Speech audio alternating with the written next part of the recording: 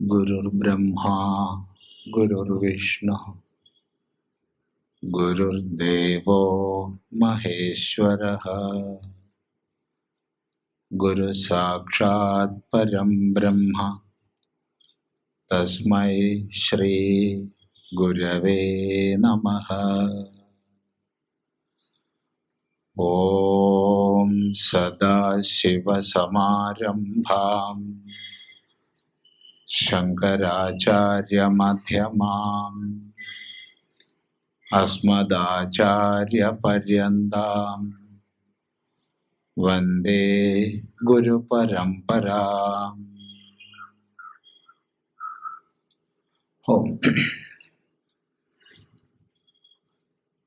ഇവിടെ നമ്മൾ ഇന്നു മുതൽ 7 സന്ധ്യകളിൽ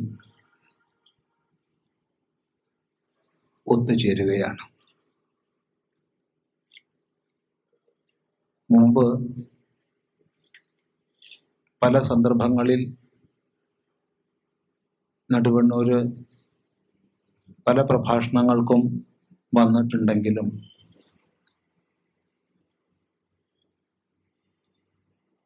സദ്ഗുരു നിത്യാനന്ദ സ്വാമികളുടെ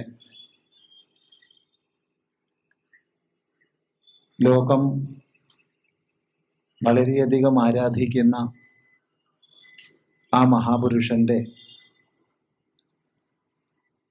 ജന്മം, സ്മൃതി ഇവയാൽ പവിത്രമായ ഈ നടുവണ്ണൂർ പ്രദേശത്ത് ആരംഭിച്ച സദ്ഗുരു നിത്യാനന്ദ ആശ്രമം 6-7 വർഷക്കാലം പരിപാലിച്ചു പോന്ന സംഘാടകര് സദ്ഗുരു നിത്യാനന്ദാശ്രമം ട്രസ്റ്റ്, കൊളത്തൂർ അദ്വൈതാശ്രമത്തിൻ്റെ ഭാഗമായി പ്രവർത്തിക്കുന്ന ശ്രീ ശങ്കര ചാരിറ്റബിൾ ട്രസ്റ്റിന് കഴിഞ്ഞ വർഷം ഏപ്രിലിൽ കൈമാറി. അതിനുശേഷം കൊളത്തൂരിലുള്ള ട്രസ്റ്റാണ് ഇതിൻ്റെ കാര്യങ്ങൾ നോക്കുന്നത്. അതിനെ തുടർന്ന് ആ പ്രവർത്തനത്തിൻ്റെ ഭാഗമായി തന്നെ കഴിഞ്ഞ വർഷം നമ്മളിവിടെ കുറച്ച് ദിവസങ്ങളിൽ, എത്ര ദിവസമാണെന്ന് ഓർമ്മയില്ല, ഒരു പ്രഭാഷണ പരമ്പര ഉണ്ടായി. അതിൻ്റെ തുടർച്ചയായിട്ട് ഈ വർഷവും നടക്കുകയാണ്. ഈ വർഷം ഒരാഴ്ച ഇതിനു വേണ്ടി മാറ്റിവെച്ചിരിക്കുന്നു. 6:30 മുതൽ 8:30 വരെ. 8:30 അല്ല 8:30 ശരി. ഈ പ്രാവശ്യം മുഖ്യമായി നമ്മൾ വിഷയം വെച്ചിട്ടുള്ളത് കർമ്മ രഹസ്യം എന്നതാണ്. കർമ്മത്തെ സംബന്ധിക്കുന്ന വിചാരം, കർമ്മവും അതിൻ്റെ രഹസ്യവും, അതിനെ സംബന്ധിക്കുന്ന തത്വങ്ങൾ, വളരെ പ്രധാനമായ ലോകജീവിതത്തിൽ വിവിധ കർമ്മങ്ങളെ അനുഷ്ഠിച്ച് ജീവിക്കുന്ന നമ്മെ സംബന്ധിച്ച് വളരെ വളരെ പ്രസക്തമായ ഒരു വിഷയമാണ്. നമ്മുടെ ജീവിതമാണ്, ജീവിതവുമായി ബന്ധപ്പെട്ടതാണ്. അതുകൊണ്ട് തുടക്കത്തിൽ തന്നെ പറയാനുള്ളത്, ഈ വിഷയത്തെ യുക്തിപൂർവം ശാസ്ത്രത്തിനനുസരിച്ച് നമുക്ക് ഒത്തൊരുമിച്ച് ആലോചിക്കാം. എത്ര വിശദമായി പറഞ്ഞാലും ഏകപക്ഷീയമായ ഒരു വ്യക്തി പറയുമ്പോൾ വിഷയം പൂർണ്ണമാവില്ല, സമഗ്രമാവില്ല. അതുകൊണ്ട് തന്നെ ഇവിടെ ഏകപക്ഷീയമായ പ്രസംഗമല്ല കൂടുതൽ ഉദ്ദേശിച്ചത്. അതിനെ സംബന്ധിക്കുന്ന എന്ത് പ്രശ്നങ്ങൾ ഉണ്ടെങ്കിലും, സംശയങ്ങൾ ഉണ്ടെങ്കിലും, അഭിപ്രായങ്ങൾ ഉണ്ടെങ്കിലും യാതൊരു മടിയും കൂടാതെ ഉന്നയിക്കണം. അറിയുന്നതാണെങ്കിൽ അവയ്ക്ക് മറുപടിയോ പരിഹാരമോ ഒക്കെ നമുക്ക് കണ്ടെത്താം. അങ്ങനെ നമ്മുടെ ഇടയ്ക്ക് ഒരാശയവിനിമയം സംഭവിക്കുമ്പോഴാണ് ഏതൊരു വിഷയത്തെക്കുറിച്ചുള്ള പഠനവും പൂർണ്ണവും സമഗ്രവുമാകുന്നത്. അത് തുടക്കത്തിലേ പറയുന്നു, എല്ലാവരും സമയം ഉപയോഗിക്കണം. നമുക്ക് 1 മണിക്കൂർ ഒരല്പം അങ്ങോട്ടും ഇങ്ങോട്ടും ആവാം, പ്രഭാഷണമാവാം, പിന്നീടുള്ള സമയം സംശയ നിവാരണങ്ങൾക്കാവാം. അതൊക്കെ നമുക്ക് വിഷയത്തിലേക്ക് പ്രവേശിക്കാം. കർമ്മം നമ്മളൊക്കെ എപ്പോഴും ഉപയോഗിക്കുന്ന ശബ്ദമാണ്. നമ്മുടെ കർമ്മം, നമ്മൾ കർമ്മം ചെയ്ത് കഴിയുന്നു എന്നല്ല. എന്താണ് കർമ്മം? കർത്താവ് കരണങ്ങളെ കൊണ്ട് ചെയ്യുന്ന വ്യാപാരങ്ങളെ കർമ്മം എന്ന് പറയും. അല്ലെങ്കിൽ കർത്താവ് കരണങ്ങളെ കൊണ്ട് ചെയ്യുന്നതിനെ ക്രിയ എന്ന് പറയും. ക്രിയയിലൂടെ എന്തിനെ പ്രാപിക്കാൻ ഇച്ഛിക്കുന്നുവോ ഉദ്ദേശിക്കുന്നുവോ അതിനെ കർമ്മം എന്ന് പറയും. കർമ്മശബ്ദത്തിൻ്റെ സ്വീകാര്യങ്ങളായ 2 അർത്ഥങ്ങൾ ഇവയാണ്. ഒന്ന്, നമ്മളൊക്കെ നമ്മുടെ കരണങ്ങളെ കൊണ്ട് ചെയ്യുന്നത് തന്നെ കർമ്മം, ഒരർത്ഥം. അല്ലെങ്കിൽ കരണങ്ങളെ കൊണ്ട് നമ്മൾ ചെയ്യുന്നത് ക്രിയയാണ്. ആ ക്രിയകളിലൂടെ എന്തിനെ പ്രാപിക്കാനാണോ, എന്ത് ലഭിക്കാനാണോ ഇച്ഛിക്കുന്നത് അതാണ് കർമ്മം. അല്പം കൂടി വ്യക്തമാക്കാം. നമ്മളൊക്കെ വിവിധ കരണങ്ങളോടുകൂടി ജീവിക്കുന്നവർ. കരണം എന്ന് പറഞ്ഞാൽ ക്രിയത്തെ അനേന, ക്രിയത്തെ അനേന, എന്തിനെ കൊണ്ടാണോ നമ്മൾ ചെയ്യുന്നത് അതാണ് കരണം. ഇപ്പൊ ഇവിടെ പറയുന്നു, ഇപ്പൊ പറയുന്നു എന്നുള്ളിടത്ത് വാക്കാണ് കരണം. അല്ലെങ്കിൽ എടുക്കുന്നു, എന്തെങ്കിലും ഇന്നതൊന്നുമില്ല, ഒരു സ്ഥാനത്ത് നിന്ന് മറ്റൊരു സ്ഥാനത്തേക്ക് നീക്കുന്നു, എടുക്കുന്നു, അവിടെ കൈയാണ് കരണം. കൈ എന്ന് പറയുമ്പോൾ ഈ കാണുന്ന ഈ സാധനം മാത്രം ഉദ്ദേശിച്ചാൽ പോരാ, പാണി ഇന്ദ്രിയം എന്ന് തന്നെ പറയണം, ഇന്ദ്രിയമാണ്. അല്ലെങ്കിൽ നടക്കുന്നു, നീങ്ങുന്നു, ഓടുന്നു എന്നൊക്കെ പറയുന്ന ക്രിയയിൽ പാദേന്ദ്രിയം, പാദം. അല്ലെങ്കിൽ മലമൂത്രാദി വിസർജനം ചെയ്യുന്നു, വായു ഇന്ദ്രിയം. ലൈംഗിക ചേഷ്ടകളെ ചെയ്യുന്നു, ഉപസ്ഥേന്ദ്രിയം. ഇങ്ങനൊരു വിഭാഗം കരണങ്ങൾ, ക്രിയ ചെയ്യാനുള്ള നമ്മുടെ കരണങ്ങൾ. ഇനി അറിയുക എന്നുള്ള ക്രിയ ഉണ്ട്. അപ്പൊ അറിയുക എന്ന ക്രിയയെ ചെയ്യുന്ന കരണങ്ങളുണ്ട്. കണ്ണ്, ചെവി, മൂക്ക്, നാക്ക്, ത്വക്ക്. 5 ജ്ഞാനേന്ദ്രിയങ്ങൾ, അറിയുന്നതിനുള്ള കരണങ്ങൾ. പ്രധാനപ്പെട്ട 10 കരണങ്ങളായി. ഇതേ ഉള്ളോ? അല്ല. നമുക്കൊക്കെ മനസ്സുണ്ട്, ബുദ്ധിയുണ്ട്. മനസ്സുകൊണ്ട് നമ്മൾ സങ്കല്പിക്കുന്നു, ബുദ്ധി കൊണ്ട് നമ്മൾ നിശ്ചയിക്കുന്നു.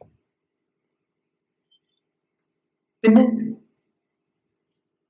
നേരത്തെ സൂചിപ്പിച്ച ജ്ഞാനേന്ദ്രിയങ്ങളെ കൊണ്ടായാലും കർമ്മേന്ദ്രിയങ്ങളെ കൊണ്ടായാലും ഇപ്പൊ പറഞ്ഞ മനസ്സുകൊണ്ടായാലും ബുദ്ധി കൊണ്ടായാലും നമ്മൾ എന്ത് പണിയെടുത്താലും എന്ത് വ്യാപാരം ചെയ്താലും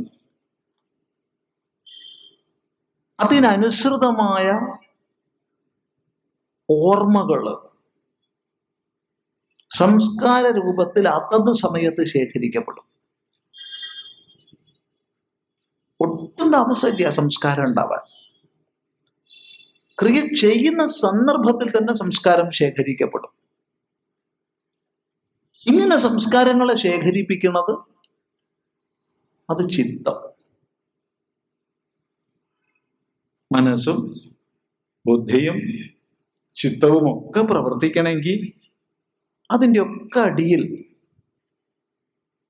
അതിനൊക്കെ അടിസ്ഥാനമായി ഞാൻ എന്നൊരു ഭാവം നമ്മളിൽ വേണം, നിർബന്ധമാണ്. ഈ ഞാനെന്ന ഭാവത്തെ നമ്മളിൽ ഉണ്ടാക്കുന്നത് അഹങ്കാരം. ഇങ്ങനെ മനുഷ്യന്, സകലാംഗനായൊരു മനുഷ്യന് 14 കരണങ്ങളുടെ പ്രവർത്തനം മനസ്സിലാക്കാൻ പറ്റും. ഈ 14 കരണങ്ങളോടും കൂടിയാണ് നമ്മൾ ലോകത്ത് ജീവിക്കുന്നത്. നിരന്തരം ഒന്നിനാൽ അല്ലെങ്കിൽ മറ്റൊന്നിനാൽ നമ്മൾ പണിയെടുത്തോണ്ടേയിരിക്കുകയാണ്.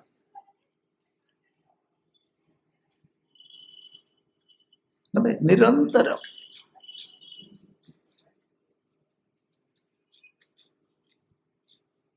ചിലപ്പോൾ നമ്മൾ സ്ഥൂലമായി കർമ്മങ്ങൾ ചെയ്യുന്നില്ല വെച്ചാൽ ഞാൻ ഒരു കർമ്മം ചെയ്യുന്നില്ല അപ്പൊ വിശ്രമിക്കാന്ന് പറഞ്ഞു എന്ന് വരും.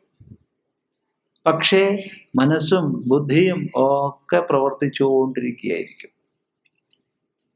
ഈ പറഞ്ഞ 14 കരണങ്ങൾ നിരന്തരം നമ്മളിൽ പ്രവർത്തിക്കുകയാണ്, അല്പവും ഒഴിവില്ലാതെ നിരന്തരം. ഇങ്ങനെ കരണങ്ങളെ കൊണ്ട് നമ്മൾ കർത്താവ് എന്ന് പറഞ്ഞാൽ ഞാൻ ചെയ്യുന്നവൻ എന്ന അഭിമാനത്തോടു കൂടിയ ആള്, ഞാൻ ചെയ്യുന്നവൻ എന്ന അഭിമാനത്തോടു കൂടിയ ആള് ഒന്നല്ലെങ്കിൽ മറ്റൊന്ന് ചെയ്തുകൊണ്ടേയിരിക്കുകയാണ് നിരന്തരം. ഇങ്ങനെയുള്ള ചെയ്തികളെ നമുക്ക് കർമ്മങ്ങളെന്ന് പറയാം.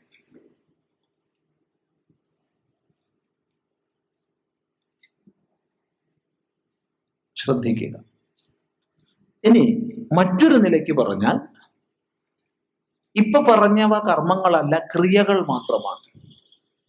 ഈ ക്രിയകളെ കൊണ്ട് നമ്മൾ എന്താണോ നേടാൻ ഉദ്ദേശിക്കുന്നത് അതാണ് കർമ്മം. അങ്ങനെയും പറയാം. ഏത് വിധത്തിൽ പറഞ്ഞാലും നമ്മളൊക്കെ നിരന്തരം പലവിധ കർമ്മങ്ങളെ ചെയ്തുകൊണ്ടിരിക്കുകയാണ്.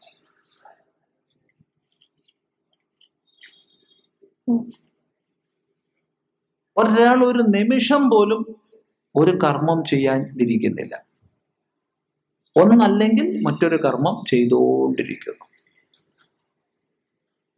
പക്ഷേ ഇവിടെ ഒരു ചോദ്യം വരുന്നു, നിരന്തരം നമ്മൾ ചെയ്തുകൊണ്ടിരിക്കുന്ന ഈ കർമ്മം, ഇതിനെക്കുറിച്ച് വ്യക്തമായ ധാരണ നമുക്കുണ്ടോ? ഇവയെക്കുറിച്ച് നമ്മൾ വിചാരം ചെയ്ത് ഇവയുണ്ടാക്കുന്ന സംസ്കാരങ്ങളെ കുറിച്ച് ആലോചിച്ച് നമ്മുടെ ജീവിതത്തിൽ, നിത്യജീവിതത്തിൽ ശാന്തിപ്രദമായ ഒരവസ്ഥ ലഭിക്കുന്നതിനും ജീവിതത്തിന്റെ ആത്യന്തികമായ ലക്ഷ്യത്തെ പ്രാപിക്കുന്നതിനും ഉതകുന്ന രീതിയിൽ നമ്മൾ ക്രമീകരിക്കുന്നുണ്ടോ?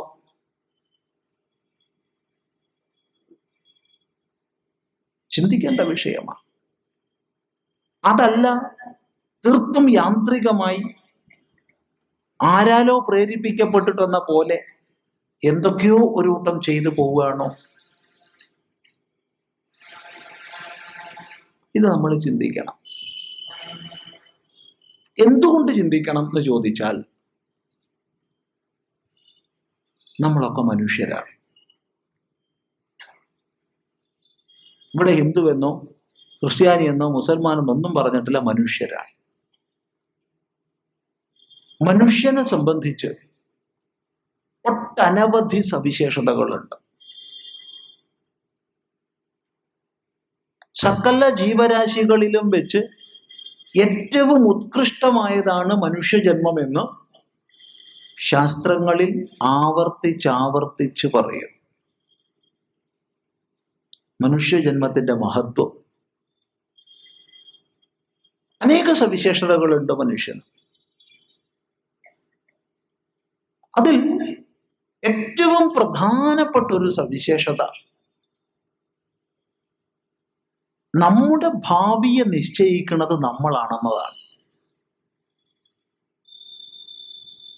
നമ്മുടെ ഭാവിയെ നിശ്ചയിക്കുന്നത് നമ്മളാണ്. ഒന്നുകൂടി വ്യക്തമായി പറഞ്ഞാൽ, നിരന്തരം നമ്മുടെ മുമ്പിൽ വന്നു ചേരുന്ന സാധ്യതകളെ വിലയിരുത്താനും അപഗ്രഥിച്ച് ഈ സാധ്യതകളിൽ ഏതിനെ സ്വീകരിക്കണം എന്ന് നിശ്ചയിക്കാനും നമുക്ക് അധികാരമുണ്ട്. നമ്മുടെ മുമ്പിൽ വരുന്ന സാധ്യതകളിൽ ഏതിനെയാണോ നമ്മൾ തെരഞ്ഞെടുക്കുന്നത്, അതിനനുസരിച്ചായിരിക്കും നമ്മുടെ ജീവിതം. പ്രത്യേകം ശ്രദ്ധിക്കുക. ഈ പറഞ്ഞത് അല്പം കൂടി സ്പഷ്ടമാക്കണം എന്ന് തോന്നുന്നു. സങ്കല്പിക്കുക, ഒരു മഹാത്മാവ്, വലിയൊരു വിദ്വത് വരിഷ്ഠനായൊരു മഹാത്മാവ് തൻ്റെ പ്രഭാഷണത്തിൽ പറഞ്ഞ ഒരു ദൃഷ്ടാന്തത്തെ ഇവിടെ നമ്മൾ അനുവർത്തിക്കുകയാണ്. ദൃഷ്ടാന്തം ഇതാണ്: ഒരു പശുക്കുട്ടി ഇവിടെ നിന്ന് അമേരിക്കയിലേക്ക് യാത്ര പുറപ്പെടുകയാണ്. ഷിപ്പ് കയറാൻ വന്നു, പോർട്ടിലെത്തി, യാത്ര അയക്കാൻ അമ്മ വന്നിട്ടുണ്ട്. ഈ അമ്മ, പശു അമ്മ, കുട്ടിയോട് പറയേണ്ട ആവശ്യമുണ്ടോ? മോളെ, മോനെ, നീ അമേരിക്കയിലേക്കാ പോണത്, അവിടെയാണ് നീ താമസിക്കാൻ പുറപ്പെടുന്നത്, നമുക്കൊരു സംസ്കാരമുണ്ട്, അതൊന്നും മറന്നു പോകരുതേ, അവിടെ ചെന്നിട്ട് വേണ്ടാതീനം വയ്യാവേലിയൊന്നും ഉണ്ടാക്കരുതേ, മദ്യപാനം തുടങ്ങിയവയൊന്നും നീ ശീലിക്കരുതേ എന്ന് ഈ തള്ളപ്പശുവിന് പറഞ്ഞു കൊടുക്കേണ്ട ആവശ്യമുണ്ടോ?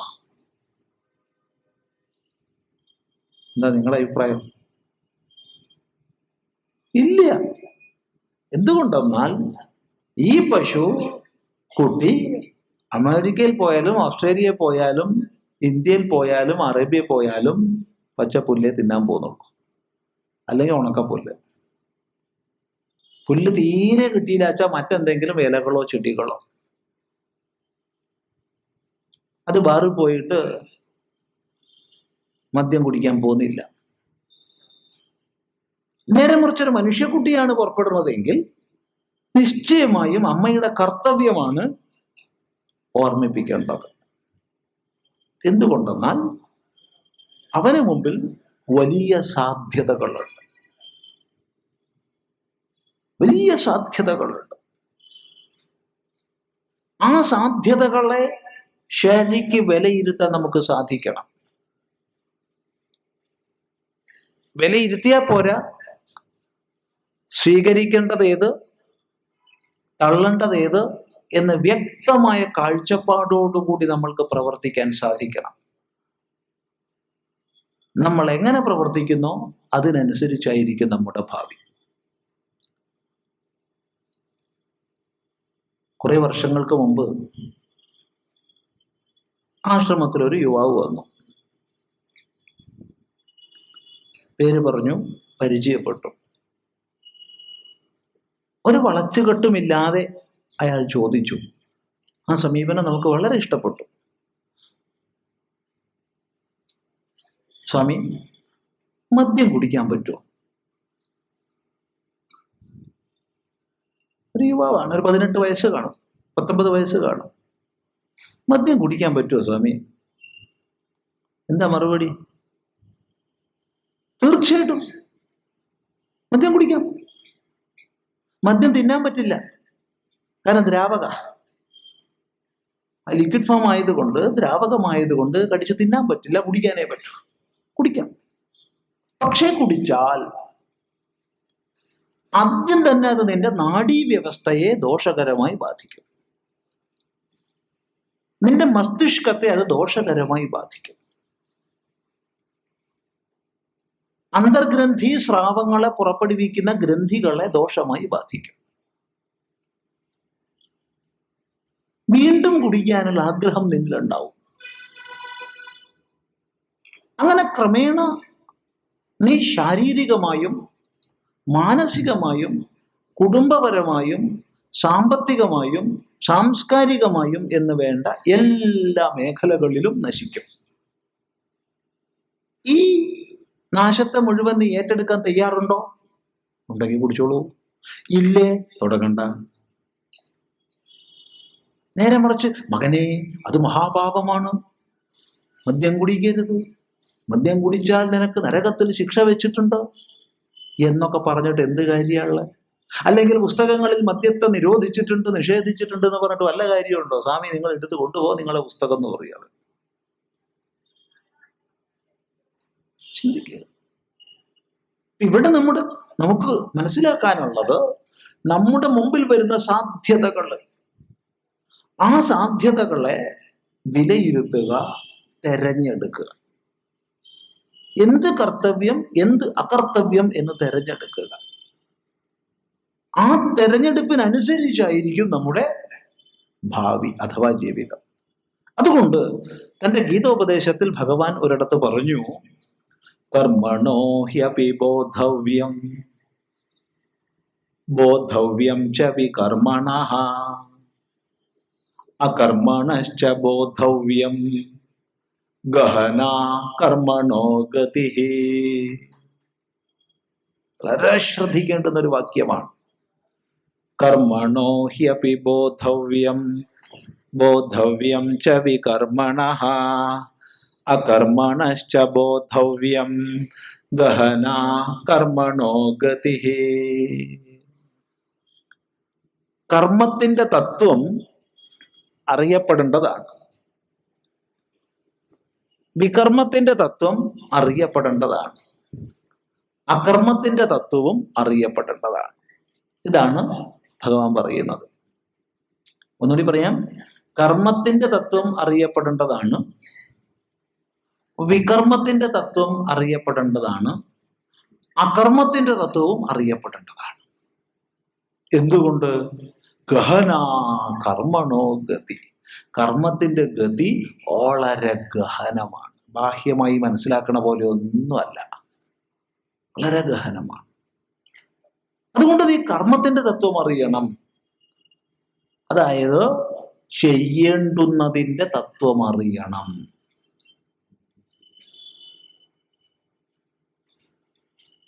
ചെയ്യേണ്ടുന്നതിന്റെ തത്വം അറിയണം. ഞാൻ ഒരു ബ്രഹ്മചാരിയാണ്, അല്ലെങ്കിൽ ഞാൻ ഒരു ഗൃഹസ്ഥനാണ്,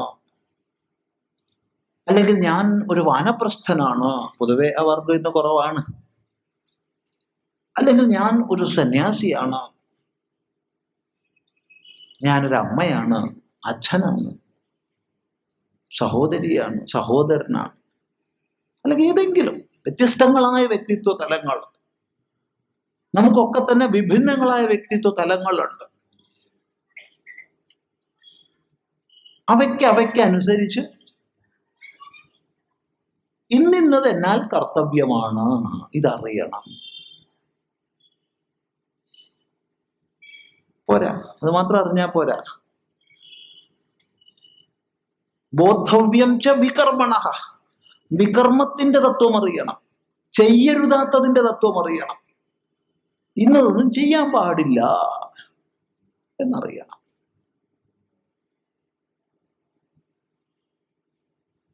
ഇത് രണ്ടും അറിഞ്ഞാൽ മതിയോ? ചെയ്യേണ്ടതും ചെയ്യരുതാത്തതും മാത്രം അറിഞ്ഞാൽ മതിയോ? ഭഗവാൻ പറയാണ് അകർമ്മണശ്ച ബോധവ്യം. ചെയ്യായികയെ കുറിച്ചറിയണം, ചെയ്യേണ്ടതിനെ കുറിച്ചറിയണം, ചെയ്യരുതാത്തതിനെ കുറിച്ചറിയണം, ചെയ്യായികയെ കുറിച്ചറിയണം. അങ്ങനെ വേണം മനുഷ്യൻ ലോകത്തിൽ ജീവിക്കേണ്ടത്. എന്നാലേ അവന്റെ ജീവിതം വിജയിക്കൂ. നമ്മൾ ആരും യാന്ത്രികമായി എന്തെങ്കിലും ചെയ്തു കൂട്ടി അങ്ങ് ജീവിച്ചാൽ പോരാ. വ്യക്തമായി ഏത് മേഖലയിലായാലും, ലൗകികമായാലും വൈദികമായാലും, ഞാൻ എന്താണ് ചെയ്യുന്നതെന്ന് അറിഞ്ഞ് ചെയ്യണം, എന്താണ് ചെയ്യേണ്ടതെന്ന് അറിഞ്ഞ് ചെയ്യണം, എന്താണ് ചെയ്യരുതാത്തതെന്ന് അറിഞ്ഞ് ഒഴിവാക്കണം. നിർബന്ധമാണ്. ഗഹന കർമ്മണോ ഗതി. കർമ്മത്തിന്റെ ഗതി വളരെ ഗഹനമാണ്. എന്തിനാ ഇത്?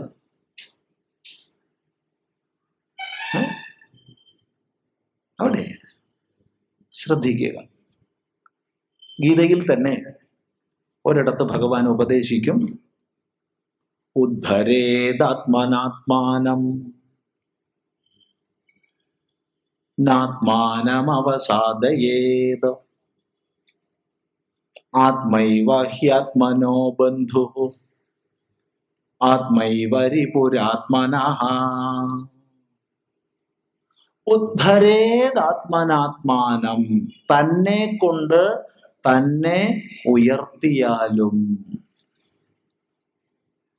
ശ്രദ്ധിക്കുക, തന്നെ കൊണ്ട് തന്നെ ഉയർത്തിയാലും. ന ആത്മാനം അവസാദയേത്.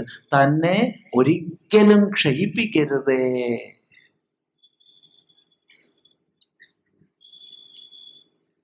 ആരാ നമ്മളെ ഉയർത്തുന്നേ? നമ്മൾ തന്നെയാ, വേറെ ആരുമല്ല. നമ്മളെ ക്ഷയിപ്പിക്കുന്നതോ നമ്മൾ തന്നെയാ, വേറെ ആരുമല്ല. അതുകൊണ്ട് ഭഗവാൻ പറയാണ്, നീ നിന്നെ കൊണ്ട് നിന്നെ ഉയർത്തിയാലും നീ നിന്നെ ക്ഷയിപ്പിക്കരുതേ. എന്തുകൊണ്ടെന്നാൽ ആത്മൈവ ഹ്യാത്മനോ ബന്ധു. നിന്റെ ബന്ധു നീ തന്നെയാണ്. ആത്മൈവ രിപുരാത്മന. നിന്റെ ശത്രുവും നീ തന്നെയാണ്, വേറെ ആരുമല്ല. നമ്മൾ വെറുതെ മറ്റുള്ളവരെ പറയും, അയാൾ എൻ്റെ ബന്ധുവാണ്, എൻ്റെ ശത്രുവാണ്, അവൻ എന്നെ നശിപ്പിച്ചു, അവൻ കാരണം എൻ്റെ ജീവിതം തൊലഞ്ഞു എന്നൊക്കെ നമ്മൾ പറയാറുണ്ട്. പലപ്പോഴും മറ്റുള്ളവരെ സംബന്ധിച്ച് കുറ്റാ പറയുക നമ്മൾ. ഗുണം എന്തെങ്കിലും ഉണ്ടെങ്കിൽ എൻ്റെ കഴിവ്, ജീവിതത്തിൽ എന്ത് മഹിമ നേടിയിട്ടുണ്ടെങ്കിലും അതെൻ്റെ കഴിവ്, മറ്റു ദോഷങ്ങളോ അത് മറ്റുള്ളവർ കാരണം. പൊതുവെ നമ്മൾ പറയുന്നൊരു രീതിയാണ്. ഇവിടെ പറയാണ്, തനിക്ക് ബന്ധുവും തനിക്ക് ശത്രുവും താൻ തന്നെയാണ്. തൻ്റെ ജീവിതത്തെ നിർണയിക്കുന്നത് തൻ്റെ തീരുമാനങ്ങളിലൂടെ താനാണ്.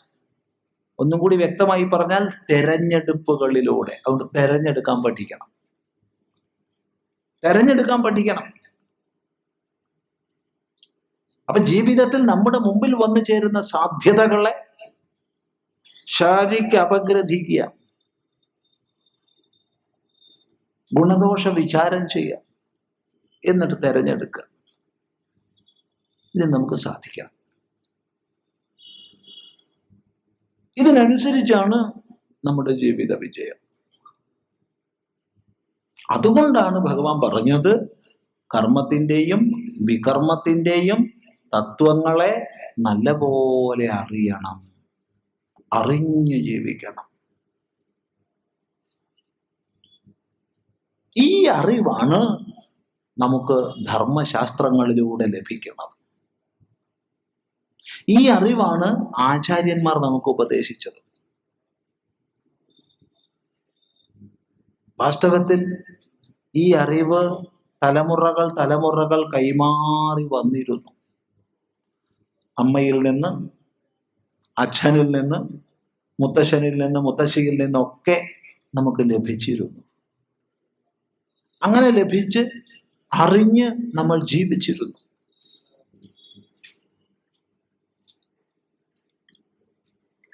എപ്പോഴും ഈ അറിവോടുകൂടെ വേണം നമ്മൾ ജീവിക്കാൻ, കർമ്മസംബന്ധിയായ അറിവ്.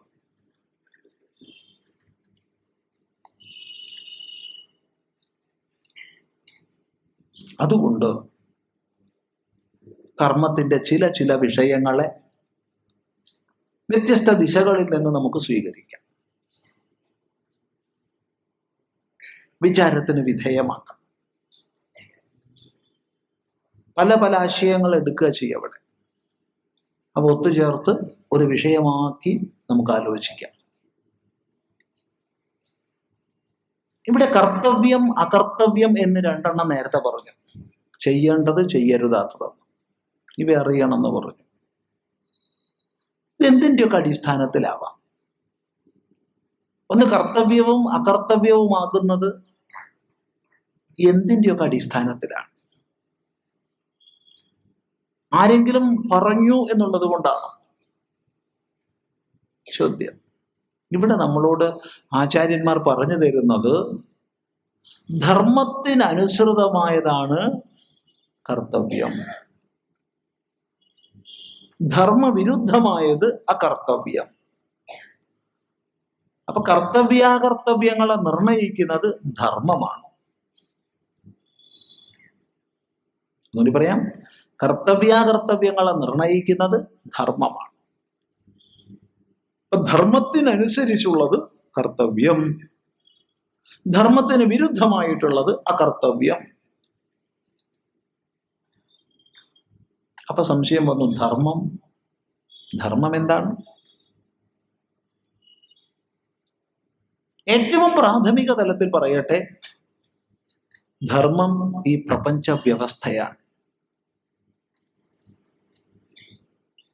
സകലത്തെയും ചേർത്ത് കോർത്ത് ധരിക്കുന്ന, നിലനിർത്തുന്ന വ്യവസ്ഥയാണ് ധർമ്മം. നമ്മൾ പലപ്പോഴും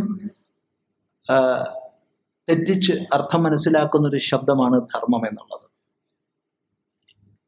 കേരളത്തിന് പുറത്ത്, പ്രത്യേകിച്ച് മധ്യ ഉത്തര ഭാരതത്തിലൊക്കെ പോയി കഴിഞ്ഞാൽ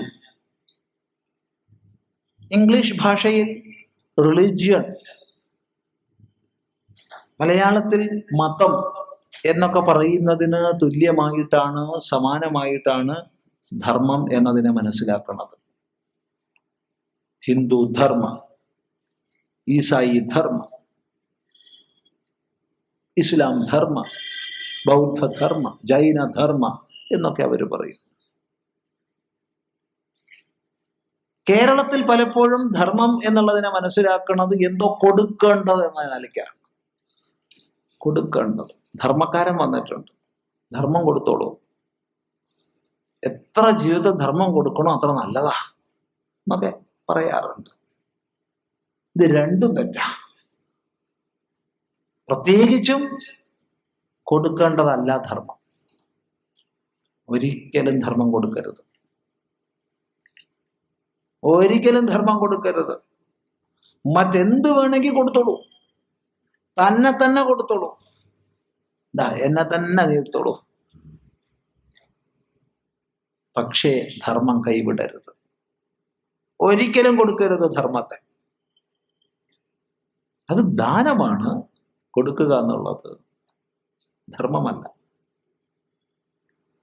ഒരിക്കലും കൈവിടരുതാത്ത, എപ്പോഴും ജീവിതത്തിൽ ധരിക്കേണ്ടുന്ന എന്തെങ്കിലും ഒന്നുണ്ടെങ്കിൽ അതാണ് ധർമ്മം. ഇനി റിലിജിയൻ എന്നുള്ള ഇംഗ്ലീഷ് വാക്ക് നല്ലൊരു വാക്കാണ്. ശരിക്കും റിലിജിയൻ എന്നുള്ളതിന്റെ അർത്ഥം ചിന്തിച്ചു കഴിഞ്ഞാൽ വളരെ യുക്തമാണ്.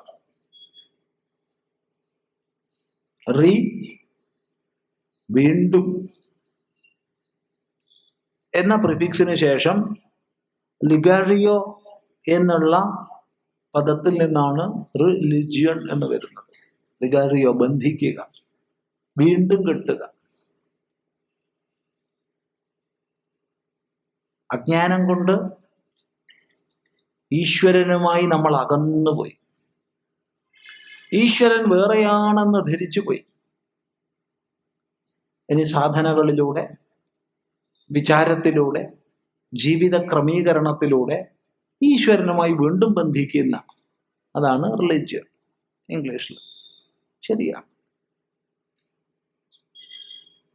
ധർമ്മമാർത്ഥല്ല.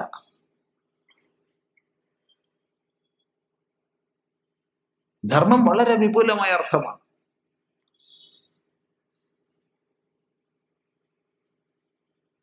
ലോകത്തിൽ ഏത് മതം ആവിർഭവിച്ചാലും നിലനിന്നാലും വളർന്നാലും തളർന്നാലും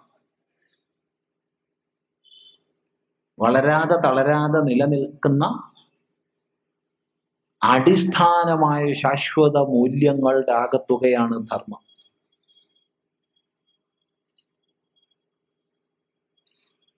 ഒന്നുകൂടി വ്യക്തമായി പറഞ്ഞാൽ, എന്തിനാൽ എല്ലാം ധരിക്കപ്പെടുന്നുവോ അതാണ് ധർമ്മം. ഏന ധ്രിയത്തെ തത് ധർമ്മ. എന്നിട്ട് പറയാം, ഏന ധ്രിയത്തെ തത് ധർമ്മ. എന്തിനാൽ ധരിക്കപ്പെടുന്നുവോ ഒന്നായിട്ട്. ഇപ്പൊ ഇവിടെ നമ്മൾ ഇരിക്കുന്നു, ഇത്ര പേര്, നമ്മളൊരു കുടുംബമായിട്ടാണ് ഇവിടെ ഇരിക്കുന്നത്. ഒരു വ്യത്യാസവും നമുക്കിടയിലില്ല, നമ്മൾ ഒന്നാണ്. എന്നാൽ ഓരോ വ്യക്തിയുടെയും സ്വഭാവ വിശേഷം വിഭിന്നമല്ലേ? ഗുണഘടനകൾ വിഭിന്നങ്ങളല്ലേ? പെരുമാറ്റ രീതികൾ വിഭിന്നങ്ങളല്ലേ? അതെ, ഇത് ഒരാളെ പോലെ വേറൊരാളില്ല, തീർത്തും വിഭിന്നതയാണ്. അപ്പൊ തീർത്തും വ്യത്യസ്ത ഗുണങ്ങളോട് കൂടിയ നമ്മെ ഒന്നായി ചേർത്ത് കോർത്തൊരു സമാജമായി നിലനിർത്തുന്നത് ആര്? ഇത് കേവലം ചില വിശ്വാസ പ്രമാണങ്ങളുടെ അടിസ്ഥാനത്തിലോ ആചാരക്രമത്തിന്റെ അടിസ്ഥാനത്തിലോ ശാസ്ത്ര ഗ്രന്ഥങ്ങളുടെ അടിസ്ഥാനത്തിലോ ഉള്ള ഏകത മാത്രമല്ല ധർമ്മം. ഒന്നുകൂടി പറയാം, ചില വിശ്വാസ പ്രമാണങ്ങളുടെയോ ചില ആചാരാനുഷ്ഠാനങ്ങളുടെയോ ചില ശാസ്ത്ര ഗ്രന്ഥങ്ങളുടെയോ അടിസ്ഥാനത്തിലുള്ള ഏകത മാത്രമല്ല ധർമ്മം. അതും ധർമ്മം തന്നെ. ആ അർത്ഥത്തിലാണ് നമ്മൾ സനാതന ധർമ്മം, വൈദിക ധർമ്മം, ഹിന്ദു ധർമ്മം എന്നൊക്കെ പറയുന്നത്. ശരിയാണ്. പക്ഷേ ധർമ്മശബ്ദത്തിന് അതിനേക്കാളൊക്കെ വലിയ അർത്ഥമുണ്ട്.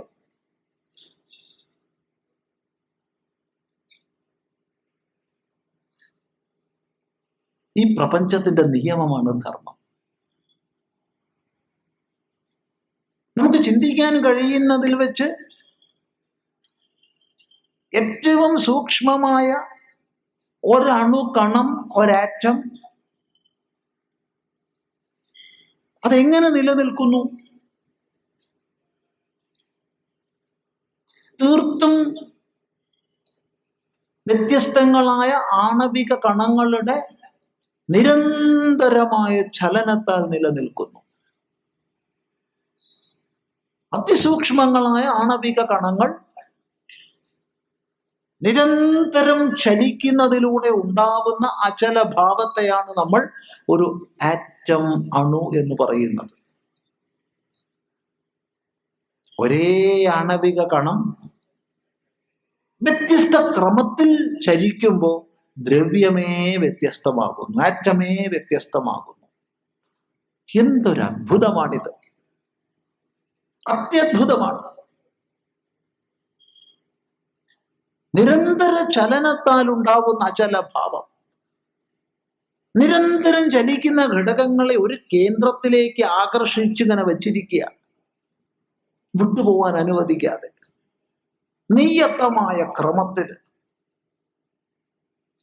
എന്തൊരു അത്ഭുതം! ആറ്റമിക് സ്ട്രക്ചർ, ആണവിക ഘടന നമ്മൾ പഠിക്കുമ്പോൾ കൂടുതൽ പഠിക്കുമ്പോൾ അത്ഭുതപ്പെടും. ഇതെന്തൊരു അത്ഭുതകരമായ നിയമമാണ് ഇതിനെ നിലനിർത്തുന്നത്. ഈ തിരിച്ചറിവോടുകൂടി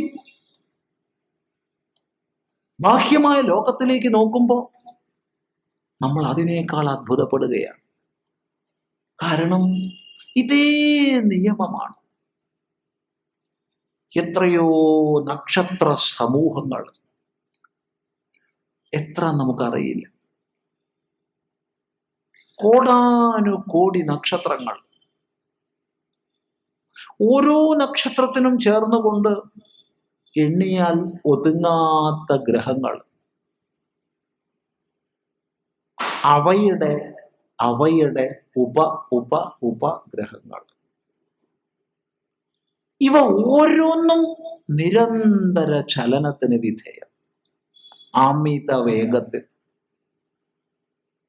അമിത വേഗത്തിൽ നിരന്തരം ചലിച്ചുകൊണ്ടിരിക്കുന്ന സകല ഘടകങ്ങളും ഈ നിരന്തര ചലനത്താൽ ഉണ്ടാവുന്ന അചലഭാവമാണ് ബ്രഹ്മാണ്ടം എന്നത്. എത്ര ബ്രഹ്മാണ്ടമെന്ന് നമുക്കറിയില്ല.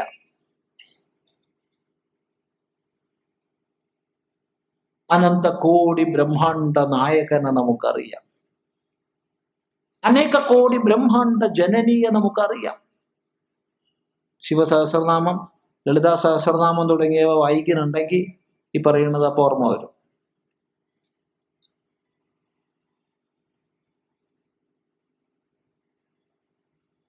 എല്ലായിടത്തും ഒരു നിയമം, എല്ലായിടത്തും ഒരു നിയമം. ഇതെന്താണിത്? എന്തൊരു അത്ഭുതമാണിത്! ആരാണ് ഇതിനൊക്കെ ചേർത്ത് കോർത്ത് നിർത്തുന്നത്? ഈ പ്രപഞ്ച വ്യവസ്ഥയ്ക്ക്, അണു മുതൽ ബ്രഹ്മാണ്ടം വരെ സകലത്തിനെയും നിലനിർത്തുന്ന വ്യവസ്ഥയ്ക്ക് നമ്മൾ പറയുന്ന പേരാണ് യേന ധ്രിയതേ തത് ധർമ്മ. എല്ലാം എന്തിനാൽ ചേർത്ത് കോർത്ത് ധരിക്കപ്പെടുന്നുവോ അതാണ് ധർമ്മം.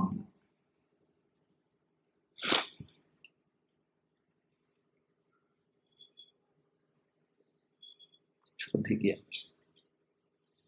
പ്രപഞ്ചത്തിന്റെ താളമാണ് ധർമ്മം.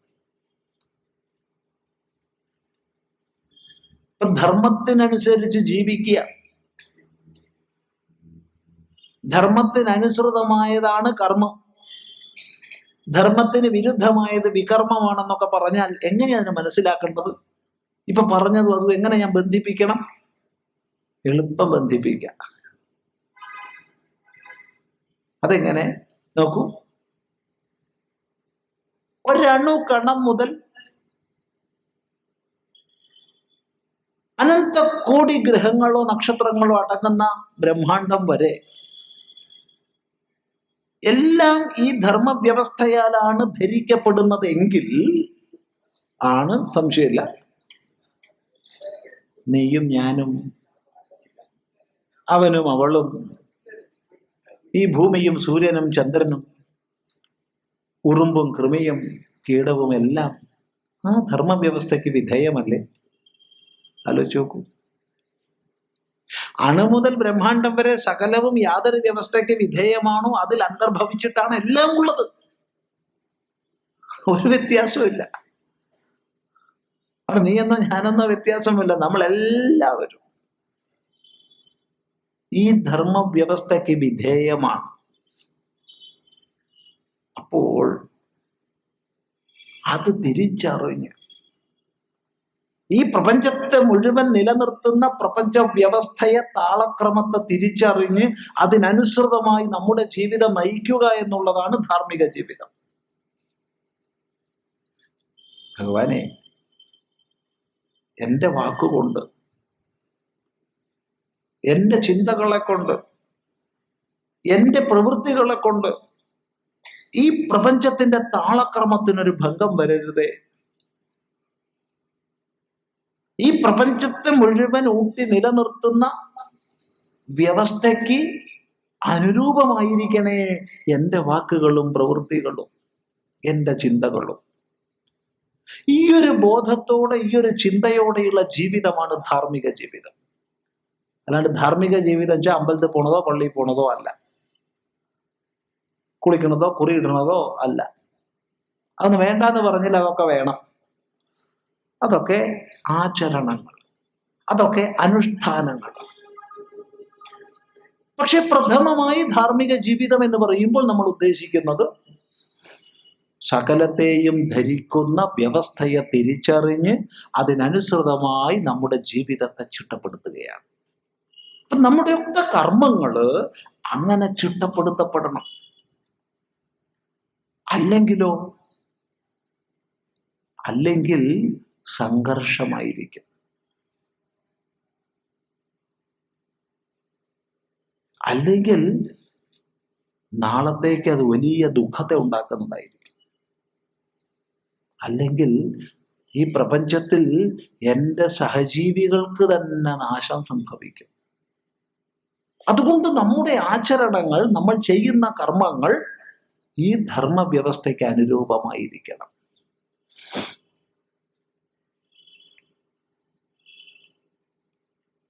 അതിന് ഈ പ്രപഞ്ച താളക്രമത്തെ നമ്മൾ അറിയണം. അറിയിക്കുന്നതാണ് ധർമ്മശാസ്ത്രങ്ങൾ. അതുകൊണ്ട് ധർമ്മശാസ്ത്രങ്ങളെ നല്ലപോലെ അനുസന്ധാനം ചെയ്ത് വ്യക്തമായൊരു കാഴ്ചപ്പാട് രൂപീകരിക്കണം.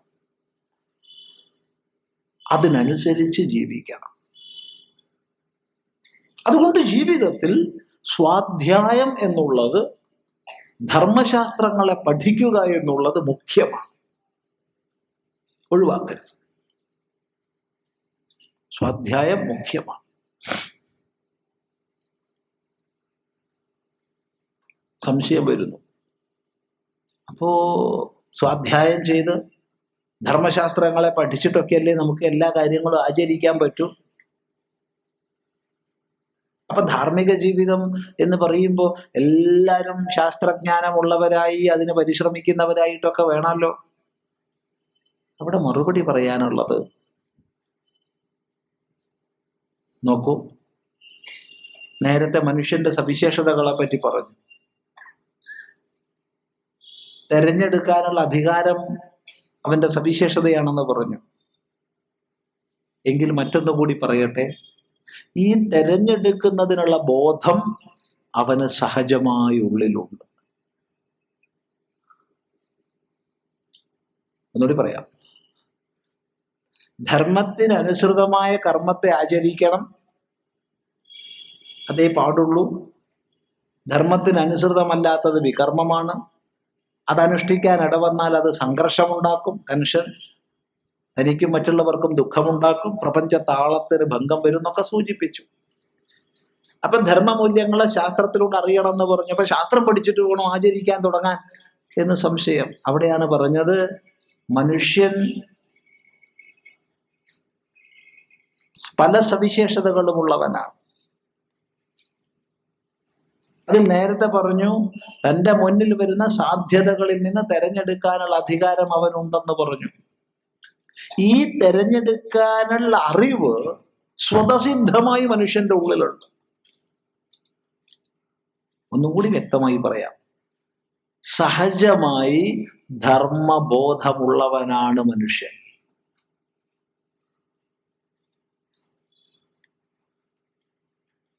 ആവർത്തിക്കാൻ ആഗ്രഹിക്കുന്നു, സഹജമായി ധർമ്മബോധമുള്ളവനാണ് മനുഷ്യൻ. സ്വാമി എന്താ വിഡ്ഢിത്തം പറയണത്? നിങ്ങൾ പറയണെന്താ? നിങ്ങൾ തന്നെ ആലോചിക്കണില്ലേ? നിങ്ങൾ പത്രങ്ങളൊന്നും കാണുന്നില്ലേ? വാർത്തകളൊന്നും അറിയുന്നില്ലേ? എന്തൊക്കെയാ നാട്ടിൽ നടക്കുന്നത്? പിഞ്ചു കുഞ്ഞുങ്ങളെപ്പോലും പിച്ച് ചീന്തുന്നു പലതിൻ്റെ പേരിൽ. രാഷ്ട്രത്തിന്റെ പൊതുമുതൽ നശിപ്പിക്കുന്നു പലതിൻ്റെ പേരിൽ. കൊലപാതക പരമ്പരകളും ബലാത്സംഗ പരമ്പരകളും നടക്കുന്നു. എന്തെല്ലാം നിറികേടുണ്ട്, അതൊക്കെ മനുഷ്യൻ ചെയ്യുന്നു.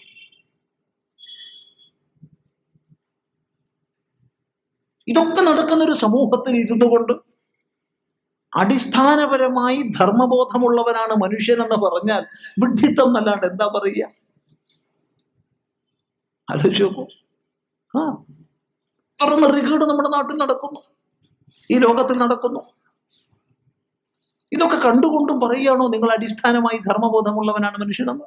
അതെ, അടിസ്ഥാനമായി ധർമ്മബോധമുള്ളവനാണ് മനുഷ്യൻ. മാറ്റി പറയാൻ തയ്യാറില്ല. അപ്പൊ ഇതൊന്നും കാണുന്നില്ലേ? ഇതൊക്കെ കാണുന്നു. പിന്നെങ്ങനെ? നോക്കൂ, ഇരിക്കണവരൊക്കെ കുറച്ച് നേരത്തേക്ക് ഒരു 5 വയസ്സ് 6 വയസ്സ് പ്രായമുള്ള കുട്ടിയാവുക. ഒരു 5 വയസ്സ് മതി, അതിനേക്കാൾ താഴെ. അവനെ വെറുതെ പറഞ്ഞുകൊണ്ട് നമ്മൾ വലിയ ആൾക്കാരായി നമ്മളൊക്കെ വിചാരിക്കുന്നത്. നമ്മളിൽ കുട്ടിയുണ്ട്, നമ്മളിൽ വൃദ്ധനുണ്ട്, എല്ലാം നമ്മുടെ ഉള്ളിലുണ്ട് ഇല്ലേ? ഉണ്ട്. ഓരോ സമയത്ത് ഓരോരുത്തർ പുറത്ത് വരും നമ്മുടെ. അപ്പൊ നമ്മുടെ ഉള്ളിലുള്ള കുട്ടിയാവുക തൽക്കാലം കുറച്ചു നേരത്തേക്ക്. നമുക്ക് തരാൻ വേണ്ടി അല്ലാതെ അമ്മ പെട്ടിയിൽ വെച്ച അല്ലെങ്കിൽ അടുക്കളയിൽ വെച്ച പാൽപ്പൊടിയോ പഞ്ചസാരയോ ശർക്കരയോ തേങ്ങയോ എന്തോ ഒന്ന് നമ്മളെ ഇങ്ങനെ മാടി വിളിക്കുകയാണ്. നമ്മൾ പതുങ്ങി പതുങ്ങി പോവുകയാണ്. ഇല്ലേ? അത് ചെയ്യാത്ത ആരെങ്കിലും കൂട്ടത്തിലുണ്ടോ? ഇല്ല.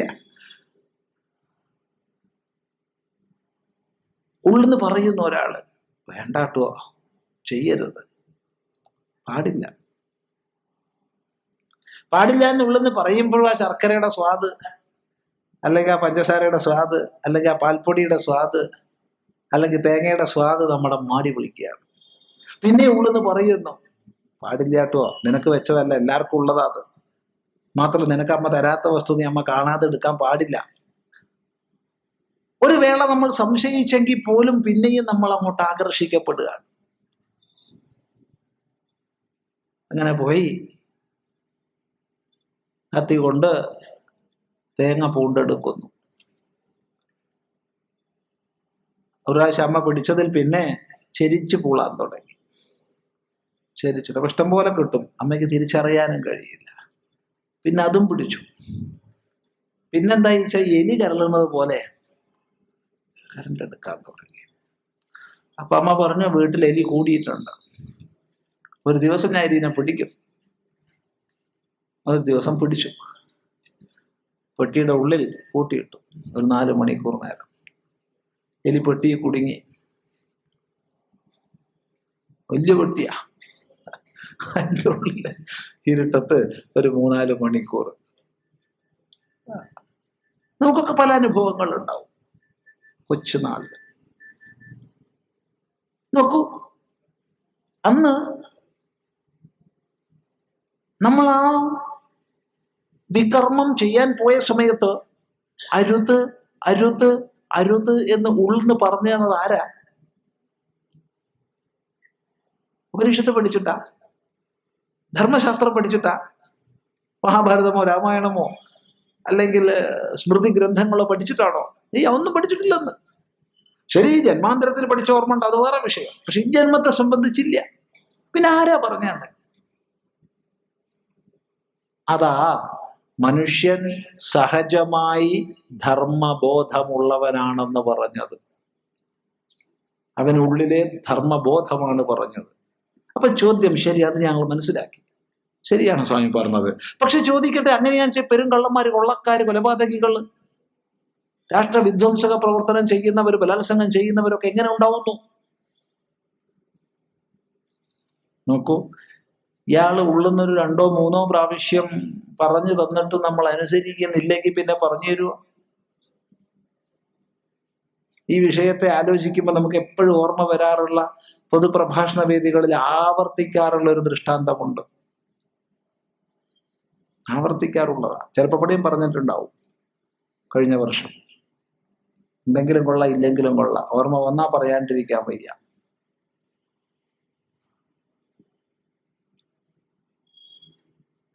കുറേ വർഷങ്ങൾക്ക് മുമ്പ് എറണാകുളത്ത് മറൈൻ ഡ്രൈവിന്റെ സൈഡിൽ, ഹൈക്കോടതിയുടെ ഒക്കെ അടുത്തായിട്ട്, അന്ന് ഈ ഗോശ്രീ പാലങ്ങളൊക്കെ വരുന്നതിന് മുമ്പുള്ള കാലം, അവിടുന്ന് അപ്പുറത്തെ ദ്വീപുകളിലേക്ക്, വൈപ്പിനടുത്ത് കൊച്ചു കൊച്ചു ദ്വീപുകൾ, മുളകുകാട്, ഇന്നിപ്പോ മുളകുകാട് ദ്വീപൊന്നുമല്ല, ഒക്കെ പാലം കൊണ്ട് യോജിപ്പിച്ചു. അവിടത്തേക്ക് മച്ചുപേര് ആൾക്കാർ പോകും.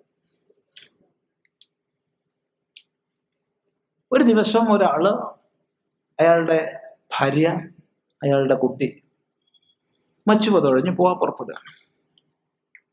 അപ്പൊ അവിടെ കരയിൽ ഒരു വൃദ്ധൻ ഇരിക്കുന്നുണ്ട്. വൃദ്ധൻ പറഞ്ഞു, തോമസേ, ഇപ്പൊ പോവരുത്, ഒരു 3/4 മണിക്കൂർ കഴിഞ്ഞിട്ട് പോവാം. ഇപ്പൊ വേലിയേറ്റം കഴിഞ്ഞിട്ടുള്ള സമയമായതുകൊണ്ട് ചില ചുഴികളെ പോലെ ചിലതുണ്ട്, ഇപ്പൊ നീ പോവരുത്. ഇയാൾ ഗൗനിക്കുന്നില്ല, ഇയാൾ പോകാൻ പുറപ്പെടുക. അപ്പൊ ഈ വൃദ്ധൻ വീണ്ടും പറഞ്ഞു, തോമസേ, ഇപ്പൊ പോവരുത്, ഒരു 3/4 മണിക്കൂർ കഴിഞ്ഞിട്ട് പോവാം. എന്നോട് ഞാൻ പറഞ്ഞു കേട്ടില്ലേ, ഈ വൃദ്ധൻ പറഞ്ഞത് അല്പവും വീണ്ടും ശ്രദ്ധിക്കാതെ ഇയാൾ പോകാൻ പുറപ്പെടുക. 3ാമതും ഇയാൾ പറഞ്ഞു, തോമസ് ദയവ് ചെയ്ത് ഇപ്പൊ പോകരുത്, അപകടമാണ്. അതും ഗവനിക്കാതെ അയാൾ പോകാൻ പുറപ്പെടുകയാണ്. അപ്പൊ ഇയാൾ പറഞ്ഞു, തോമസേ വേഗം പോയിക്കോളൂ, മച്ചുവ തുഴയുന്നത് നീയാണ്, കൂടെയുള്ളത് നിന്റെ ഭാര്യയും കുഞ്ഞുമാണ്, വേഗം പോയിക്കോളൂ, വൈകണ്ട, വേഗം പോ. എന്താ കാരണം? 3 പ്രാവശ്യം ഉപദേശിച്ചിട്ടും അനുസരിക്കാതായപ്പോ പോയിക്കോളൂ. നമ്മുടെയൊക്കെ ഉള്ളുന്ന ഏതൊരു തെറ്റ് നമ്മൾ ചെയ്യുമ്പോഴും അരുത് അരുത് ചിലപ്പോൾ ഒരു 3 പ്രാവശ്യം വിലക്കി എന്ന് വരും. എന്നിട്ട് നമ്മളത് അനുസരിക്കാതെ ചെയ്യുകയാണെങ്കിലോ പിന്നെ ഉള്ളെന്ന് പറഞ്ഞു തരില്ല. അപ്പൊ നമ്മൾ ആദ്യം ഒരടക്കയോ ഒരു തേങ്ങയോ ഒരു 50 പൈസയോ ഒക്കെ ആയിരിക്കും മോഷ്ടിക്കുന്നത്. പിന്നെ പതുക്കെ പതുക്കെ പതുക്കെ നമ്മൾ പെരുങ്കള്ളന്മാരാവും. ചിലപ്പോൾ നമ്മൾ എന്തെങ്കിലും ഒരു ചെറിയ ജന്തുവിനെയൊക്കെ ആയിരിക്കും കൊല്ലണത്. വഴിയിലൂടെ നടക്കുന്ന ഉറുമ്പിനെ ഒന്ന് ചവിട്ടി കൊല്ല്, ബോധപൂർവം, അറിയാണ്ട് ചത്തുപോണതല്ല. അല്ലെങ്കിൽ ഒരു തുമ്പീനെ പിടിച്ചു കൊല്ല് ഒക്കെ ആയിരിക്കും നമ്മൾ ആദ്യം ചെയ്യണത്. പക്ഷെ പതുക്കെ പതുക്കെ പതുക്കെ നമ്മൾ കൊലപാതകികളായി മാറും. ഈ ഉള്ളിൽ നിന്ന് നമ്മോട് ഉപദേശിക്കുന്ന ധർമ്മബോധത്തിന്റെ ശബ്ദത്തെ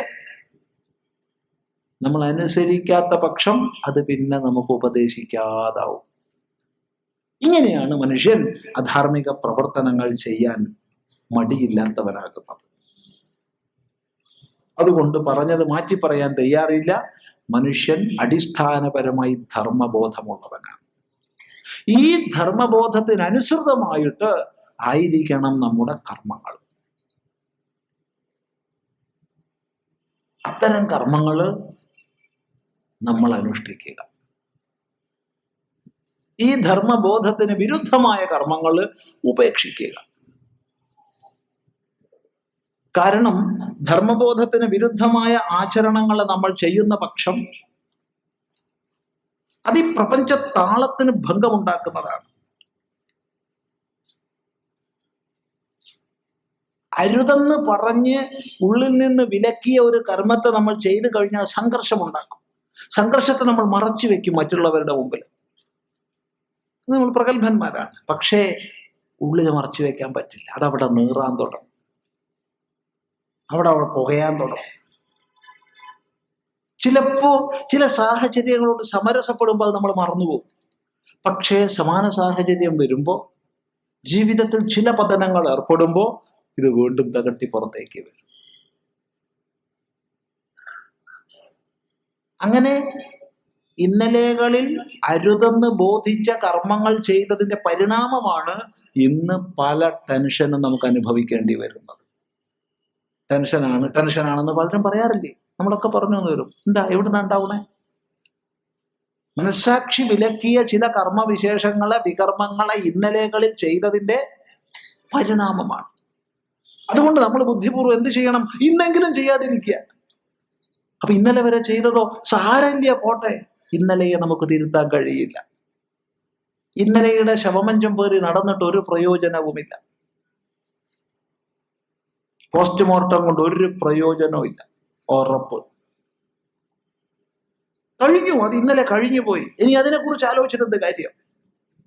ഇന്നിൽ ജീവിക്കുക, ഇന്നിൽ ചെയ്യുന്നതെല്ലാം ശുദ്ധമാവുക, വേണ്ടതും വേണ്ടാത്തതും തിരിച്ചറിഞ്ഞ് ചെയ്യാനുള്ള കഴിവ് നമ്മൾ ആർജിക്കുക.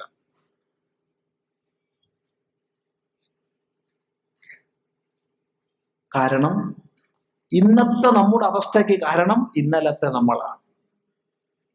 നാളത്തെ നമ്മുടെ അവസ്ഥയ്ക്ക് കാരണം ഇന്നത്തെ നമ്മളാണ്. സംശയമില്ല. വെറുതെ ദൈവത്തെ ഒന്നും കൂട്ടുപിടിക്കരുത്. പലരും പറയും, ഭഗവാൻ എന്തൊക്കെയാ ചെയ്യിപ്പിക്കണെന്ന് വെച്ചാൽ അതൊക്കെ ഞാൻ ചെയ്യണു. അത്രയ്ക്കായോ? ശരിയാ പറഞ്ഞത്. ഭഗവാൻ എന്തൊക്കെയാ ചെയ്യിപ്പിക്കണെന്ന് വെച്ചാൽ ചെയ്യണു. പക്ഷെ ഇത് പറയാൻ ഏതവസ്ഥയിൽ എത്തണം നമ്മളെന്ന് ആലോചിച്ചിട്ടുണ്ടോ? സ്വച്ഛമായ കണ്ണാടി പോലെ, യാതൊരു മാലിന്യവുമില്ലാതെ, അഹങ്കാരത്തിന്റെ കണികയില്ലാതെ, മമത്വത്തിന്റെ ലേശമില്ലാതെ വർത്തിക്കുന്ന ഒരു മഹാപുരുഷന് ചിലപ്പോൾ പറയാൻ കഴിഞ്ഞേക്കും ഭഗവാൻ എന്താ തോന്നിക്കണ വെച്ചാൽ അതാ ഞാൻ ചെയ്യണത്. അല്ലാതെ എല്ലാവർക്കും പറ്റില്ല അങ്ങനെ പറയാൻ. പറഞ്ഞാൽ അത് പൊട്ടത്തരാണ്, കള്ളത്തരാന്ന് പറയുന്നില്ല. കാരണം അവരറിയാണ്ട് പറയുകയായതുകൊണ്ട്. ഭഗവാൻ എന്തൊക്കെയാ ചെയ്യിക്കണത് അത് ഞാൻ ചെയ്യണം. ഈ ലൈറ്റ് എന്തൊക്കെയാ പറയിപ്പിക്കണ വെച്ചാൽ അതൊക്കെ ഞാൻ പറയണം. അല്ല. അതുകൊണ്ട് നമ്മുടെ വ്യവഹാരങ്ങൾ, നമ്മുടെ ക്രിയകൾ, ഇവയെ നാം നിർണയിക്കണം.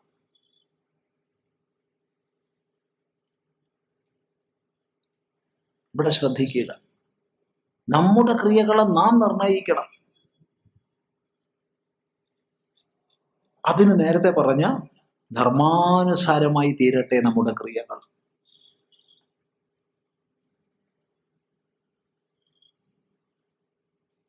ശ്രൂയതാം ധർമ്മ സർവസ്വം ശ്രുത്വൈതദവധാര്യത ആത്മന പ്രതികൂലാനി പരേഷാം ന സമാചരേത്. ധർമ്മത്തിന്റെ സാര സർവസ്വം കേൾക്കൂ.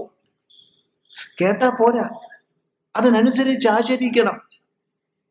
തനിക്ക് പ്രതികൂലമായത് താൻ മറ്റാരോടും ചെയ്യരുതേ. നമുക്ക് പ്രതികൂലമായത് ഒരാൾ നമ്മളോടൊന്ന് ചെയ്താൽ പ്രതികൂലമാകുമോ നമ്മൾ മറ്റാരോടും ചെയ്യരുതേ. അങ്ങനെ ചെയ്യുമ്പോൾ അത് ഈ പ്രപഞ്ച താളത്തിന് ദോഷം ചെയ്യും, ധർമ്മത്തിന് വിരുദ്ധമായി വരും. ഇങ്ങനെ കർമ്മങ്ങളെ നമ്മൾ ചിട്ടപ്പെടുത്തണം.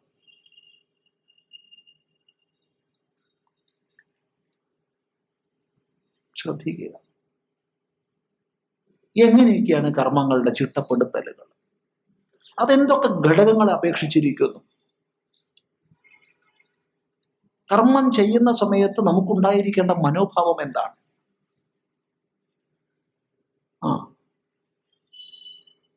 നേരത്തെ പറഞ്ഞു ധർമ്മത്തിനനുസരിച്ച് കർമ്മം ചെയ്തേ മതിയാവും.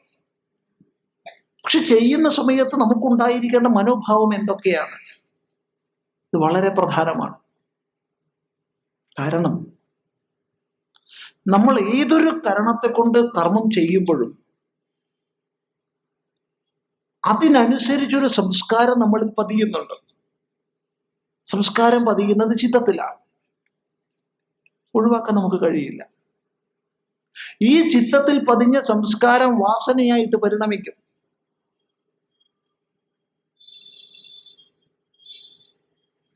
വാസനയായി പരിണമിച്ചു കഴിഞ്ഞാൽ അതിനനുസരിച്ച് കർമ്മം ചെയ്തേ മതിയാവും. ചിലപ്പോൾ പറയാറില്ലേ നമ്മൾ, അയ്യോ ചെയ്യണ്ടെന്ന് വിചാരിച്ചിരുന്നു എന്നിട്ടും ചെയ്തു പോയി, അല്ലെങ്കിൽ വേണ്ടില്ല പറയണ്ടെന്ന് വിചാരിച്ചിരുന്നു എന്നിട്ടും പറഞ്ഞു പോയി എന്നൊക്കെ പറയാറില്ലേ? ആരായി ചെയ്യിപ്പിക്കുന്നേ? ആരായി പറയിപ്പിക്കുന്നേ? നമ്മുടെ വാസനയാ, വേറെ ആരുമല്ല. ഭഗവാൻ എന്നൊന്നും പറഞ്ഞേക്കരുത്. നമ്മുടെ ഉള്ളിൽ നമ്മൾ സ്വരൂപിച്ച വാസനയാ. അപ്പൊ നമ്മൾ കർമ്മജനിതമായ വാസന നമ്മളിൽ സഞ്ചയിക്കപ്പെടുന്ന കാലത്തോളം വീണ്ടും കർമ്മം ചെയ്തേ മതിയാവും. അതിന് വീണ്ടും സംസ്കാരം ഉണ്ടാവും, അതിന് വീണ്ടും വാസന ഉണ്ടാവും. ആ വാസനയിൽ നിന്ന് വീണ്ടും കർമ്മം വരും. ഇതിങ്ങനെ പോയിക്കൊണ്ടേയിരിക്കും ചാക്രികമായിട്ട്. അപ്പോ നമുക്കിതിൽ നിന്ന് മോചനമില്ലേ? ഇനി കർമ്മവും സംസ്കാരവും വാസനയും, കർമ്മവും സംസ്കാരവും വാസനയും ഇങ്ങനെ അവിരാമം സഞ്ചരിച്ചു കൊണ്ടിരുന്നാൽ നമുക്കൊരു മോചനമില്ലേ കർമ്മത്തിൽ നിന്ന്? ഈ ചക്രത്തിന് പറയുന്നതാ കർമ്മചക്രം, കർമ്മബന്ധനം എന്നൊക്കെ. ഞാൻ കർമ്മബന്ധനത്തെ പെട്ടിരിക്കുക എന്നൊക്കെ പറയാറുണ്ട്. ഇതാ കർമ്മബന്ധനം.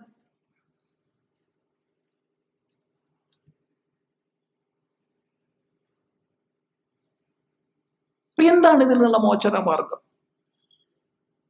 അറിയേണ്ടതാണ്. അതാണ് കർമ്മത്തിന്റെ രഹസ്യം. കർമ്മങ്ങൾ ചെയ്യുകയും ചെയ്യുക, അതിനാൽ ബന്ധിക്കപ്പെടാതിരിക്കുകയും ചെയ്യാം. കർമ്മങ്ങൾ ചെയ്യുകയും ചെയ്യുക, അതിനാൽ ബന്ധിക്കപ്പെടാതിരിക്കുകയും ചെയ്യുക. അതാണ് കർമ്മത്തിന്റെ മർമ്മം. അതറിയണം, ആ രഹസ്യം നമ്മൾ അറിയണം. കർമ്മയോഗം, കർമ്മത്തെ കർമ്മയോഗമാക്കി തീർക്കാൻ നമുക്ക് സാധിക്കണം. അപ്പൊ അങ്ങനെ സംസ്കാരം വാസന എന്ന രൂപത്തിൽ വീണ്ടും വീണ്ടും വീണ്ടും കർമ്മത്താൽ ബന്ധിക്കപ്പെടാതിരിക്കാൻ നമ്മൾ എന്തൊക്കെ മനസ്സിലാക്കണം. അതാണ് കർമ്മത്തെ സംബന്ധിച്ചുണ്ടായിരിക്കുന്ന മനോഭാവം.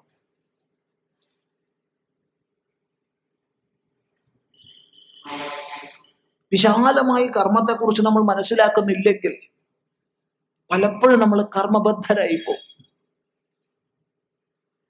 കർമ്മബദ്ധരായ ലോകബദ്ധരായി. ഒരിടത്ത് വിദ്യാരണ്യ സ്വാമികൾ പറയുന്നു, കുർവതേ കർമ്മഭോഗായ കർമ്മ കർത്തും ച ഭുഞ്ജതേ നദ്യാം കീട ഇവാവർത്താത് അവർത്താന്തരമാശുതേ വ്രജന്തേ ജന്മനോ ജന്മ. കുർവതേ കർമ്മഭോഗായ, കർമ്മം ഭോഗത്തിനായി കൊണ്ട് ചെയ്യുന്നു. കർമ്മ കർത്തും ച ഭുഞ്ജതേ, കർമ്മം ചെയ്യാൻ ഭോഗിക്കുന്നു. നോക്കണം, ഇത് വല്ലാത്തൊരു വല്ലാപ്പ്. എന്തിനാ കർമ്മം ചെയ്യുന്നേ? ഭോഗിക്കാൻ വേണ്ടി. എന്തിനാ ഭോഗിക്കുന്നേ? കർമ്മം ചെയ്യാൻ വേണ്ടി. എന്തൊരു കഷ്ടം. നോക്കൂ, ഒരാള് കഠിനമായി അധ്വാനിക്കുകയാണ്. കഠിനമായി അധ്വാനിക്കണം. അലസന്മാരായിരിക്കരുത്, മന്ദന്മാരായിരിക്കരുത്. നമ്മളൊക്കെ ഏത് മേഖലകളിലാണോ നമ്മുടെ തൊഴിൽ, അതത് മേഖലകളിൽ കഠിനമായി തന്നെ ചെയ്യണം. വിശ്രമമില്ലാതെ പ്രവർത്തിക്കണം. പക്ഷേ ഇനി പറയുന്ന പോലെ വയ്യ. ഇയാള് കഠിനമായി പ്രവർത്തിക്കണത് കണ്ടപ്പോ എല്ല് മുറിയെ പണിയെടുക്കുക എന്നൊക്കെ പറയില്ലേ, അങ്ങനെ പണിയെടുക്കണ കണ്ടപ്പോ അയാളോട് പോയി ചോദിച്ചു, ഇതെന്താ നിങ്ങൾ ഇങ്ങനെ? ഒന്ന് ശാന്തമായിട്ടൊക്കെ ചെയ്താ പോരെ? സ്വാമിക്ക് പറഞ്ഞാ മതി, ഞാൻ പണി എടുത്തിട്ടില്ല വെച്ചാൽ എങ്ങനെയാ ഭക്ഷണം കഴിക്കുക? ഇയാൾ ഭക്ഷണം കഴിക്കാനാണ് പണിയെടുക്കുന്നത്. അപ്പൊ ഞാൻ നിശ്ചയിച്ചു ഇയാൾ ഭക്ഷണം കഴിക്കണമെന്ന് കാണണം. കാരണം ഭക്ഷണം ആസ്വദിച്ച് അങ്ങനെ പതുക്കെ അങ്ങനെ കാരണം പണിയെടുക്കുന്നത് ഭക്ഷണം കഴിക്കാൻ വേണ്ടിയിട്ടല്ലേ. അപ്പൊ പിന്നെ ഭക്ഷണം നല്ല സുഖമായിട്ട് ആസ്വദിച്ച് കഴിക്കണ്ടാവും എന്ന് വിചാരിച്ചു. അയാള് നമ്മൾ മാറി ദൂരെ നിന്നു, അയാൾ പണിയെടുക്കണമെന്ന് നോക്കി. ഉച്ചയായപ്പോൾ അയാൾ നിർത്തി. നടന്നൊരു സ്ഥലത്തേക്ക് പോകുമ്പോൾ പിന്നാലെ അയാൾ കാണാതെ പതുങ്ങി പതുങ്ങി പതുങ്ങി അയാൾ പിന്നാലെ പോയി. അയാൾ അറിയുന്നില്ല. അങ്ങനെ ഒരു സ്ഥലത്ത് അയാൾ ഇരുന്ന് ഭക്ഷണം കഴിക്കുക. നോക്കിയപ്പോ എന്താ സ്ഥിതി? വാരി വലിച്ചു മുണുങ്ങുക. നമ്മൾ ചോദിച്ചു, അല്ല നിങ്ങളല്ലേ ഭക്ഷണം കഴിക്കാനാ പണിയെടുക്കണം എന്ന് പറഞ്ഞത്? ആ അതെ. എന്നാ ഈ ഭക്ഷണമെങ്കിലും ഒന്ന് ആസ്വദിച്ച് നന്നായി കഴിക്കണ്ടേ? ഇത് വാരി വലിച്ച് കഴിക്കുക. സ്വാമിക്ക് പറഞ്ഞാൽ മതി, ഞാനിവിടെ ഭക്ഷണം കഴിച്ചിരുന്ന എന്റെ പണി ആരാ എടുക്കുക?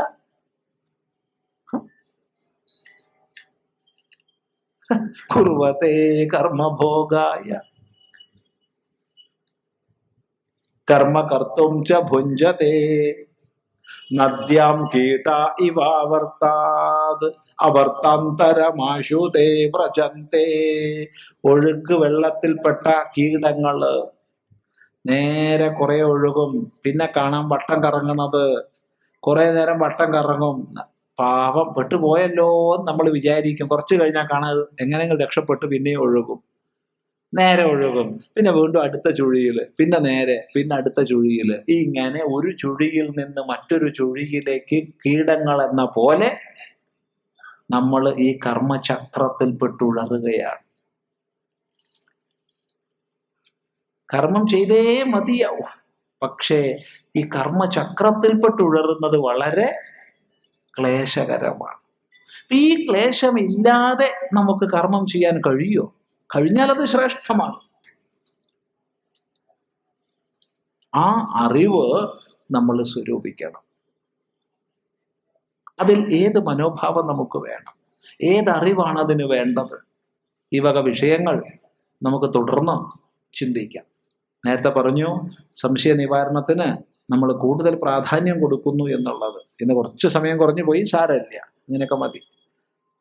കുറെ കടലാസ് ഇവിടെ കാണുന്നുണ്ട്. തുടക്കത്തിൽ തന്നെ കുറെ കടലാസ് കാണുന്നത് സന്തോഷം, നല്ലത്. കാരണം പ്രഭാഷണത്തെക്കാൾ നല്ലത് സംശയ നിവാരണമാണ്. മാത്രമല്ല, ഏത് വ്യക്തിക്കായാലും ഒരു 40 മിനിറ്റ് 50 മിനിറ്റ് ഒക്കെ ശ്രദ്ധിച്ചൊരു വിഷയം കേൾക്കാൻ പറ്റും. അപ്പോഴത്തേക്ക് മനസ്സ് കുറച്ച് അങ്ങോട്ടും ഇങ്ങോട്ടും പോകും. സംശയ നിവാരണ പ്രശ്നമല്ല, വിവിധ വിഷയങ്ങളായിരിക്കും. അതുകൊണ്ട് എന്ത് സംശയം ഉണ്ടെങ്കിലും ഇന്നതേ ചോദിക്കാവുന്നില്ല, എന്തും ചോദിക്കാം. ഇന്നതേ ചോദിക്കാവുന്നില്ല, എന്തും ചോദിക്കാം. പക്ഷെ എന്തിനു മറുപടി പറയുന്നില്ല? അറിയുന്നതാണെങ്കിൽ മാത്രമേ പറയുള്ളൂ. അങ്ങനെ സമയം ഉപയോഗിക്കണം എന്നുകൂടി പറയുന്നു. പിന്നെ ചിന്തിച്ചു വെച്ചത് ഓർമ്മ വേണേ, എന്നാലേ നാളെ നമുക്ക് തുടരാൻ പറ്റും.